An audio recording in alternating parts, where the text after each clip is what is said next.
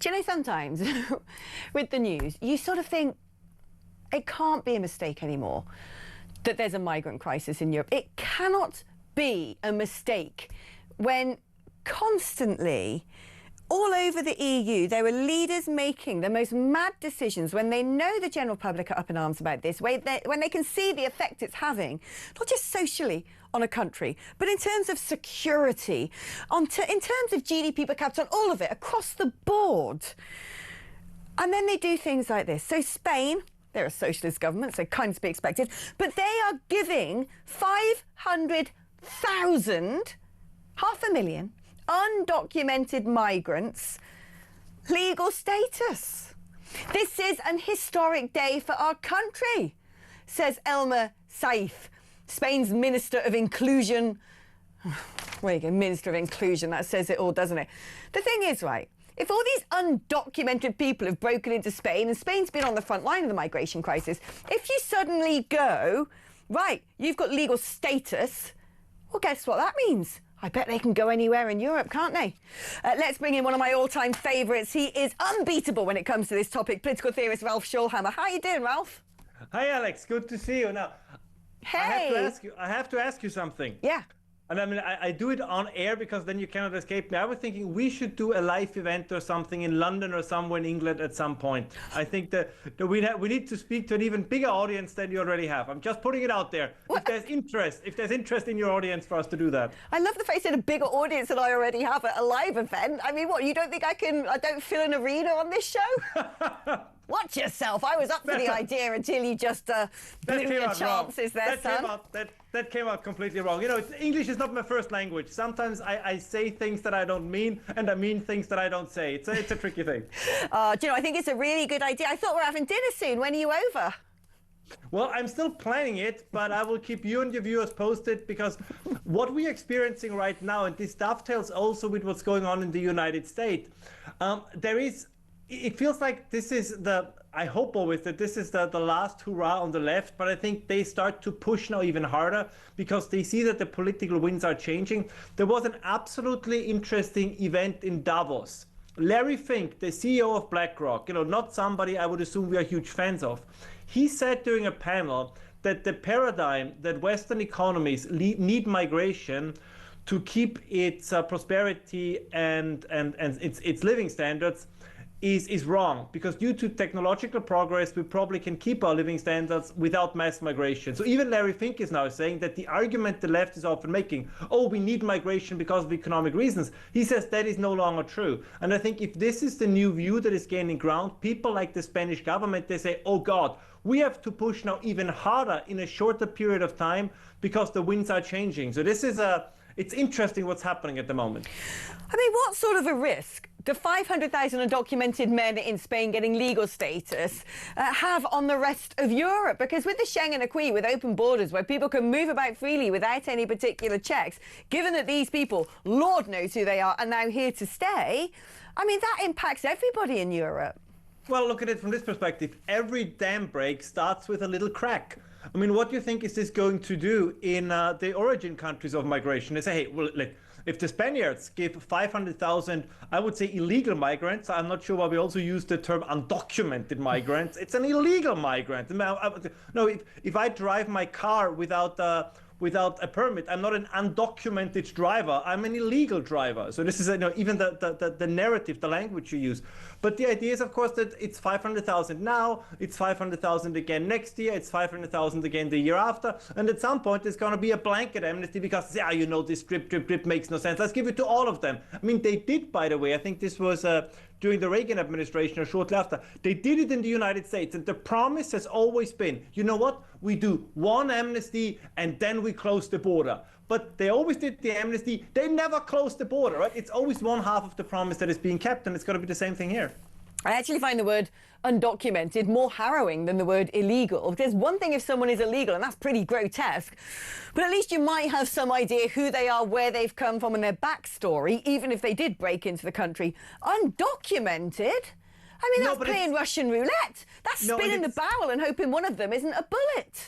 And you know, as somebody who comes from the city of Sigmund Freud, it is such a Freudian term, because what you, not you as a person, but those who use the term are saying is that whether you're English or not, whether you're Austrian or not, is a matter of documentation. It's a matter of bureaucracy. It's a matter of, you know, administrative acts. No, that's not what it is. I mean, this is the entire debate we have, particularly on the political right at the moment, which is a heated debate on what does it mean to be Austrian? What does it mean to be German? What does it mean to be English?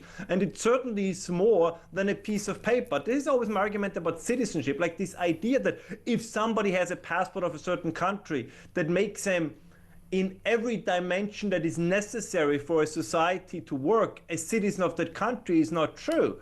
And this is, again, this is this weird Western over-administrative, bureaucratic idea that whatever happens is just a matter of documentation. By the way, this is the same what we see at the universities. If you have a title, if you have some credentials, then supposedly that means something. No, it doesn't. Do you know, I wouldn't have noticed this story were it not for you filling up my timeline because my algorithm's got good taste. But, you know, our media in the UK doesn't really report on anything that we should know about or anything that might be of interest to us anymore. All we hear about is like a football commentary over Gaza. But I saw that staggering speech, that clip from Ursula von der Leyen that you had retweeted. She's standing behind a podium looking like an Elnet advert, like she always does, literally saying, what a historic day, isn't this great? We're going to bring in gazillions of Indians into Europe as students, as migrant workers. I mean, everything. I mean, tell us about that. Yeah, also seasonal workers. I mean, what kind of seasonal workers from India is Europe or continental Europe going to need? And there is this big myth still out there that a qualified person from India or any other place cannot come to Europe or the UK. Of course you can. Like for qualified personnel, there are always ways. Whether you have a company that wants to hire them, it might be a bit difficult. Admittedly, that's true, but that's again a problem of bureaucracy.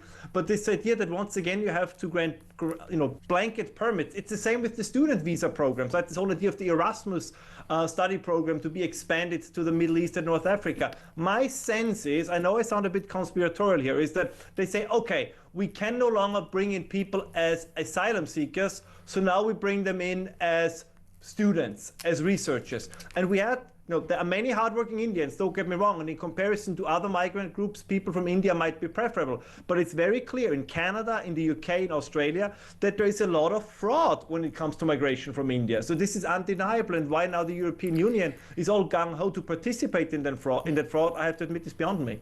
I mean, look, I lived in India. I love that country to the bone. It's not even a country, it's a subcontinent. It is huge. And as a result, you get all manner of people. You get the most brilliant professors and people who are top chemists and nuclear scientists. They're great at computing, some highly educated people. But it really is a country of two halves. And I just kind of think, what is Europe doing? Because we've got a crisis here. We've got a crisis battering our frontiers on a daily basis. And on top of this, we've now got open the floodgates to whomever from India. And we're not talking about the brilliant people who could come over and work in AI or genetic sciences. No, we're saying seasonal workers and students. We're then saying, oh, let's add men and women, probably mainly men from the Maghreb, the north of Africa, to come and, you know, just help them, give them, you know, cash money and support to come and study at our universities. Anyone who thinks that the migrant crisis is over, oh no, buckle yourself in, because things are going to get even worse. According to these two policies alone, that is, I don't even know. I mean, it's craziness. It's like, it's self-harm. No, and you see the narrative that is being construed. I mean, I'm sure, you have to tell me, Alex, I don't know, but currently in continental Europe, everything that's happening in Minnesota, Minneapolis is like top of the news. There are more reports about Minneapolis than there are about what's happening in Iran. And I think the reason for this is very clear, because the idea is now that you can use the maybe fraudulent or maybe even criminal behavior of certain ICE agents to pretty much abandon the entire deportation and migration agenda. And this is ultimately what they want to do here as well. This is why you have articles in English newspapers and German newspapers that say, if the right comes to power, the same thing is going to happen over here. But the point they're making is that at the end of the day, what they want is the complete abolishment of the concept of illegal migration, meaning that everybody who comes to your country and does not commit a crime has a right to stay. I see it differently. You have no right to go to England, you have no right to go to Austria, you have no right to go to the United States. At best, it's a privilege, and it has to go through legal channels. But this is where they want to go. This is what they're pushing for. And we have to be very, very careful. For whatever reason, for quasi-religious reasons, the current ruling elite, although, as I said, there are signs even in Davos that some of them are trying a course correction, but it's one of their creeds, like net zero, like, the climate religion, is mass migration. And as you said, there is this odd idea. I've been to Lebanon in 2010. Interesting, fascinating country, very nice people, enjoyed it tremendously. But that doesn't mean that I want to invite half of Lebanon to move to Austria. I mean, this is the same, this odd idea. You would never do it in your private life. You meet somebody in a pub, you have a great time. I mean, I hope you definitely don't do this. You would not invite everybody whom you seem likable, to live in your apartment. But this is how we do migration policy. We say, oh, I've been to this place and this was great, and my neighbor is from here. It's awesome. Yes, I also have great neighbors from all kinds of places, but that doesn't mean that I want to invite half the country to come to mine. This was all common sense a couple of years ago. I do not understand why this is no longer commonsensical. And the last point, since I'm on a roll here, in Spain, this was done by royal decree. So this is, if my information is correct, but this was the last information, this is basically done by the government and by the king under more or less exclusion of the government. So we have now a re-establishment of, I'm exaggerating here, of quasi-absolutist monarchies that are apparently, again, gung-ho to destroy their own countries. It's a very, very odd thing that's happening. But of course, even those quote-unquote monarchs are no longer reactionary. They are woke, which is the most terrible kind of monarchy you can have. Bloomin' heck, does Spain not remember the bad old days of Barbarossa? It's craziness. It's craziness. Listen, Ralph, Dan from Halifax, not that one, hold on. Yes, yes, yes to Alex and Ralph live and direct. That's come from Elaine. Alex asked Ralph if he would come and live in Britain and join Reform UK.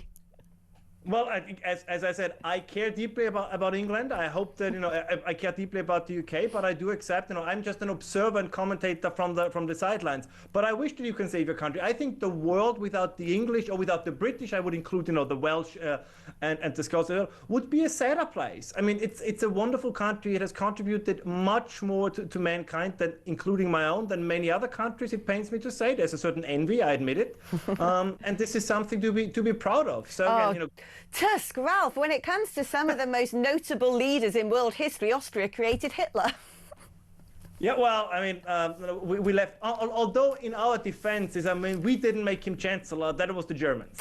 Right? Yeah, so there you go. It's a fair point. Oh, Ralph, we love having you on. The audience loves having you on. I can't wait for you to set foot in this country again. And let's conspire to sort something out, because I don't think we would struggle to sell a few tickets.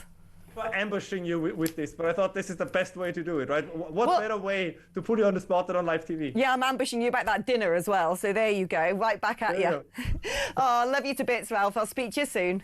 Speak soon. Isn't he great? Also, I just love that surname, Schoellhammer. It's just the coolest name ever.